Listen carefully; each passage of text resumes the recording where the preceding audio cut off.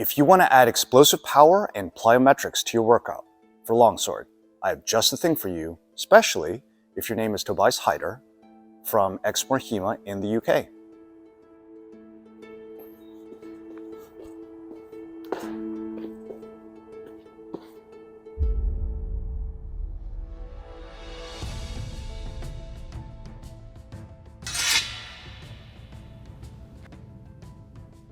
All right, Jeff Tsai, Forte Swordplay. So today what we're going to actually get into is a little bit of plyometrics within the context of some of the workout sequences that we've been developing.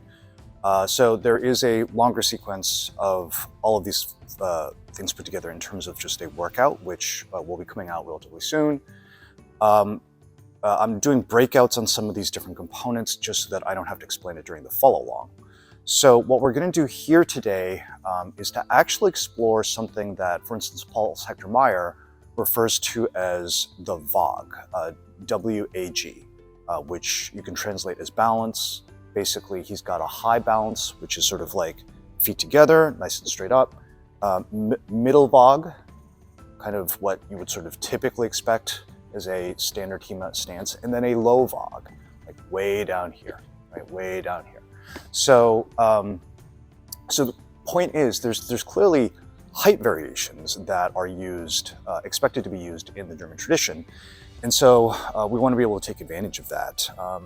Recently, I've had some great conversations with Tobias Hyder in the UK, Exmoor HEMA, and he's got some great thoughts about the idea of Springen. Springen, we see this mentioned in the German text quite a bit in terms of springing side to side, right? Spring out. If you're going to do a Krumpau, for instance, so that kind of language is in the corpus for sure. However, it may not just be springing laterally, right? It may not just be forward, side. It could also be up, right? And in fact, it's not just necessarily conjecture. There are pictures of people actually doing things in this sort of like very vertical kind of way. One really good example, a dynamic example, is from Meyer. So from his Rappier section, he's got a nice picture of a person in this pretty weird looking position, as a lot of positions look pretty weird if you make them still images when they're actually dynamic actions, right? So if you look at this freeze frame of this dynamic action, and then you sort of project out, well, how do you get there? I think what's going on is basically this. So I kind of springen, but springen up. And similarly, in a similar vein, not just going up, but when you go down, sure, we can do low stances like this, which kind of can equate with like long leaps sideways or forward or backward, but there are also low stances that are compressed and twisted. So things like this.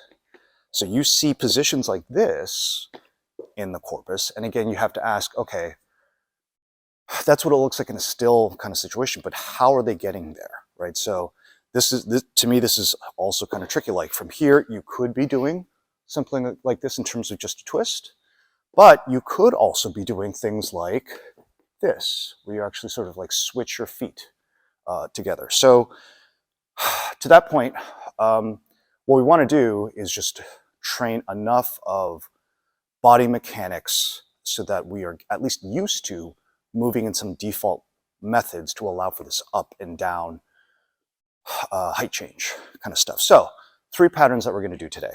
The first one is a springing pattern, and it's more about the feet, but we can't ignore the top part of the body either. Got the sword, we want to use it. And so we're actually going to pair this with Meyer's square, that particular cutting pattern, or elements of that cutting pattern, so that we just have something where the blade is coordinated with the feet. So the first part, if we're going to do springing up, we're going to use a part of Meyer's square, and it's going to look like this. And in fact, actually, we're going to use the Severic convention, where when I'm cutting from this side, it's going to be with the short edge. When I cut from this side, it's with the long edge. Okay, so So here we go. So if I'm going to spring upward, I'm going to go spring, spring, spring, spring, spring, spring, spring. And I can do this forward. I can do it backwards. Actually, the backwards part is actually pretty powerful. I can do it side to side. So pretty versatile, right, in terms of being able to move. Okay, so that's springing if we're just kind of doing side to side, going up. Now going down, we're actually going to do these guys. Okay, these sort of like low twisted steps. And again, I'm going to use a spheric convention. I'm going to go here, here.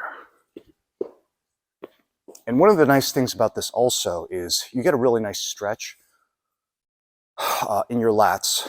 And one of the things that you'll notice with the German tradition is like when we're practicing this stuff, with swords in general, weapons in general, there's a lot of downward motion. And there's not necessarily as much emphasis on things where you really need those back muscles to pull upward. So this is a good opportunity to actually do that, so that when we actually do this twisted stuff, we can go twisted this way, but you get even more of a stretch when you go this way. So really twisted. Boom. So here's the next pattern. Okay, so here we go. So boom. And again, I can move sideways potentially. Boom. Here we go. Okay. So that's the second pattern.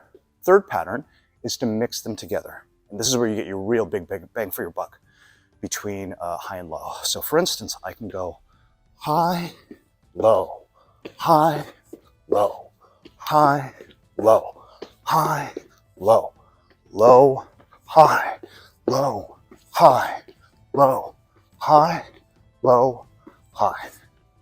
So do each one of those for 45 seconds, 15 seconds rest, which is the kind of thing that we actually do during our workout series that we're putting together for longsword. And yeah, you get your plyo in there, you'll get your high intensity interval training component in there as well.